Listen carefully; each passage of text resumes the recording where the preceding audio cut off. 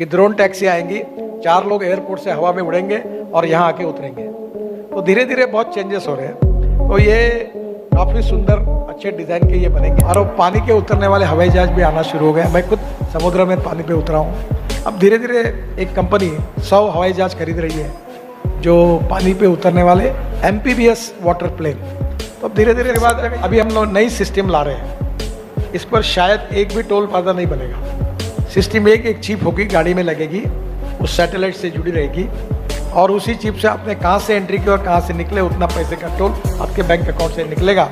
ना आपको कोई रोकेगा, ना कोई पूछेगा, ना कोई बताए। दिल्ली में हमने अभी गाजीपुर का कचरा 500 ट्रक रोज 20 लाख टन कचरा हमने रिंग रोड में डाला है और आगे भी अब इस रोड में लगता है तो इधर कुछ आएगी। हम लोग दिल्ली के पूरे कामों में, दिल्ली में जो 3 कचरे की टेकड़ियाँ है वो पूरी जमीन दोस्त करके पूरा कचरा यूज करने की कोशिश कर रहे हैं। राहत कब देने वाले हैं ये बता दीजिए। पहली बात, पत्रकारों को टोल प्लाजा पे फुकट में जाने की अनुमति नहीं मिलेगी। If you want good services you have to pay for it. चाहे पत्रकार हो, फिर डॉक्टर बोलेंगे, फिर शिक्षक बोलेंगे, फिर और कोई बोलेंगे, फिर दिव्यांग बोलेंगे तो फिर मुश्किल जाएगा। हमको पैसा भी वापस करना है।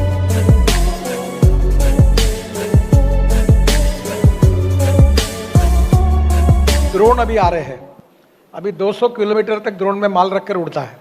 अभी मैंने लॉन्च किया एमजीएम हॉस्पिटल चेन्नई में कि लंग्स और हार्ट को एयरपोर्ट में उतार कर ड्रोन में रखकर हॉस्पिटल में गया ड्रोन आगे आसमान से। अब वो दिन दूर नहीं है कि ड्रोन टैक्सी आएंगी, 4 लोग एयरपोर्ट से हवा में उड़ेंगे और यहाँ आके उतरेंगे। तो धीरे धीरे बहुत चेंजेस हो रहे हैं। तो ये काफ़ी सुंदर अच्छे डिज़ाइन के ये बनेंगे। तो हमने ये तय किया कि 2024 समाप्त होने के पहले हमारे भारत का रोड इंफ्रास्ट्रक्चर आदरणीय मोदी जी के नेतृत्व में अमेरिका के बराबर बनेगा। मैंने ये भी कहा है कि उत्तर प्रदेश और बिहार का भी और नॉर्थ ईस्ट का भी अमेरिका के बराबर जो स्टैंडर्ड्स होए, जिस प्रकार के रोड बन रहे हैं, हम क्वालिटी के साथ कोई कॉम्प्रोमाइज़ नहीं करते। किसी ठेकेदार को मेरे घर आने की आवश्यकता नहीं पड़ती। हम करप्शन फ्री है, ट्रांसपेरेंट है, टाइम बाउंड है और क्वालिटी कॉन्शियस है। अभी मैंने कहा वाइब्रेटिंग रोलर 30 टन का यूज़ करो। मैंने मंत्री जी को समझाया कि ये मैंने क्यों कहा, कॉम्पैक्शन अच्छा होना चाहिए।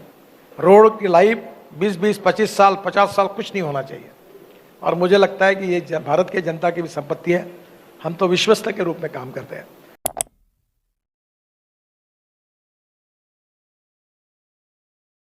देखिए, पहली बात तो ऐसी कि जितनी रोड साइड एमिनिटीज़ 12 बनाई जा रही है वहाँ इलेक्ट्रिक चार्जिंग की व्यवस्था होगी।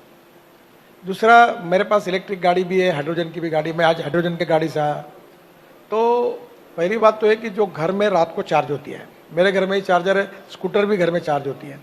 पर दिल्ली से देहरादून या दिल्ली से शिमला, दिल्ली से अमृतसर, चंडीगढ़, तो बीच में ये चार्जिंग स्टेशन है। तो ये क्या होगी, बसेस जो आएगी एयर कंडीशन बढ़िया लग्जरी बसेस इलेक्ट्रिक पर, ये रोड साइड एमिनिटीज़ में रुकेगी। रोड एक्सीडेंट में इम्पोर्टेंट चीज़ है कि रोड में क्या है, हमारे देश में 2 चीज़ें बहुत तेज़ी से बढ़ती है जिसका इनहेरेंट एक्सपर्टाइज देश में है। एक पॉपुलेशन ग्रोथ और दूसरा ऑटोमोबाइल ग्रोथ। और हमारे देश में 5 लाख एक्सीडेंट होते हैं, 1.5 लाख मौतें होती है और लोग रोड पे ऊपर दुकानें डाल देती है और उससे तकलीफ होती है। तो एक्सिस कंट्रोल हाईवे बनने से एक्सीडेंट में कमी आती है। ये बहुत कठिन काम है। हम कोशिश कर रहे हैं। 8 साल वीके सिंह साहब, हमने, हमारे मिनिस्टर ने बहुत कोशिश की, फिर भी हमको जैसी चाहिए वैसे कामयाबी नहीं मिली है। हम लोगों की मरने वालों की संख्या हम कम नहीं कर पाए। लेन डिसिप्लिन, हेलमेट पहनना, गाड़ी चलाते हुए मोबाइल पे बात नहीं करना, ये अभी 6 एयरबैग्स की बात हमने की है। हमने ऑटोमोबाइल इंजीनियरिंग में और रोड इंजीनियरिंग में काफ़ी सुधार कर रहे हैं। इसके साथ एजुकेशन लोगों का बहुत कर रहे हैं। इन्फोर्समेंट जो है, नया मोटर व्हीकल एक्ट लाया है। लेन डिसिप्लिन की बात लाई है कि हेवी व्हीकल जो है, ट्रक वो लास्ट लेन में जाएंगे। अब मीडिया भी हमको सहयोग कर रही है, पर मुझे कबूल करते हुए इस बात का दुख है कि अभी भी हम लोगों की जान बचाने में जितना चाहिए वो सफल नहीं हुए हैं।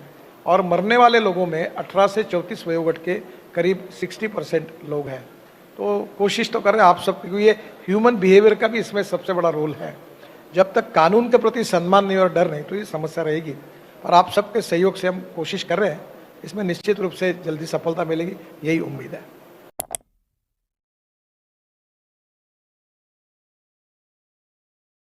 दिल्ली में हमने अभी गाजीपुर का कचरा 500 ट्रक रोज 20 लाख टन कचरा हमने रिंग रोड में डाला है और आगे भी अब इस रोड में लगता है तो इधर कुछ आएगा।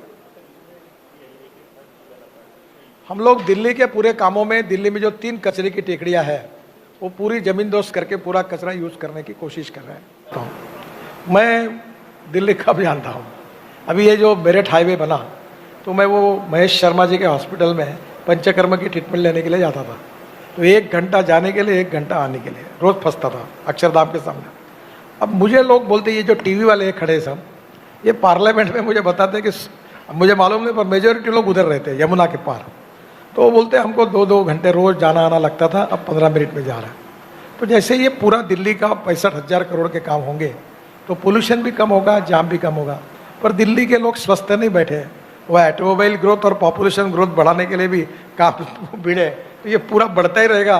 तो मैं मुंबई में 55 फ्लाईओवर बनाया, मुझे लगा प्रॉब्लम सॉल्व होगा, पर और ट्रैफिक जाम होता है। तो धीरे धीरे उसके लिए सैटेलाइट सिटी बनानी पड़ेगी।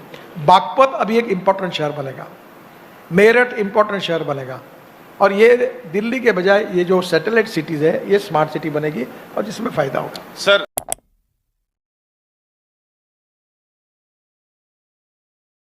आपकी नज़र में सबसे महत्वाकांक्षी प्रोजेक्ट क्या है? मेरे लिए हर प्रोजेक्ट महत्वाकांक्षी है और इतने प्रोजेक्ट बन रहे हैं कि अब मेरे पास जब एमपी आते हैं उद्घाटन और भूमि पूजन के लिए तो मैं बोलता हूँ आप कर लो, फिर बहुत आग्रह करते हैं जनरल साहब को ले जाओ।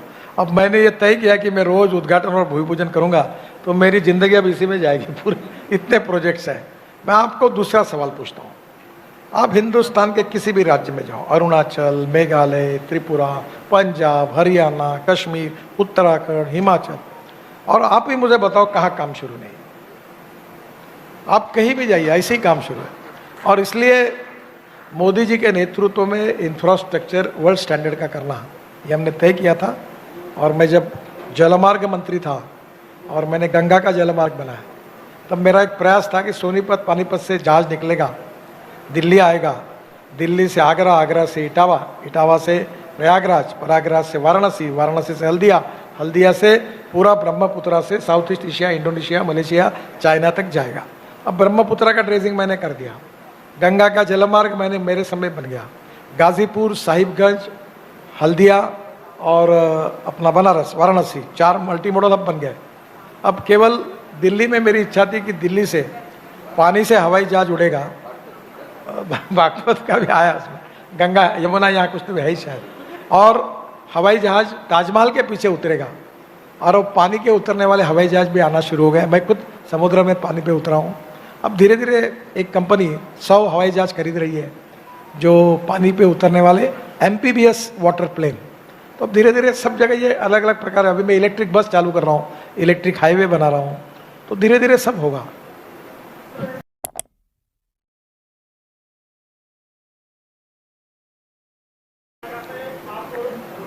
राहत कब देने वाले हैं ये बता दीजिए। पहली बात, पत्रकारों को टोल प्लाजा पे फुकट में जाने की अनुमति नहीं मिलेगी। If you want good services you have to pay for it. चाहे पत्रकार हो, फिर डॉक्टर बोलेंगे, फिर शिक्षक बोलेंगे, फिर और कोई बोलेंगे, फिर दिव्यांग बोलेंगे, तो फिर मुश्किल जाएगा, हमको पैसा भी वापस करना है। दूसरी बात, अभी हम लोग नई सिस्टम ला रहे हैं, इस पर शायद एक भी टोल प्लाजा नहीं बनेगा। सिस्टम एक चिप होगी, गाड़ी में लगेगी, वो सैटेलाइट से जुड़ी रहेगी और उसी चिप से आपने कहाँ से एंट्री की और कहाँ से निकले उतना पैसे का टोल आपके बैंक अकाउंट से निकलेगा। ना आपको कोई रोकेगा, ना कोई पूछेगा, ना कोई बताएगा।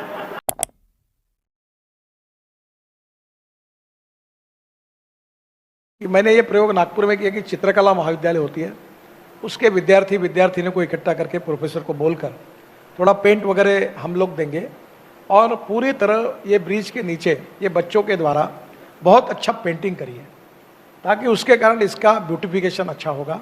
बीच में जो कॉरिडोर होगा, आज मैंने कहा, मैंने प्रीकास्ट की फैक्ट्री भी देखी, काम अच्छा है, पर मैंने अभी कहा कि जब ब्रिज को कवर करेंगे तो इसका शेप भी ऐसा करिए कि ऊपर में एक कलर, नीचे में उसका दूसरा कलर, ताकि दिखने के लिए अच्छा लगे, और बीच वाला जो ग्रेडियंट उसमें अच्छे प्लांट लगाइए।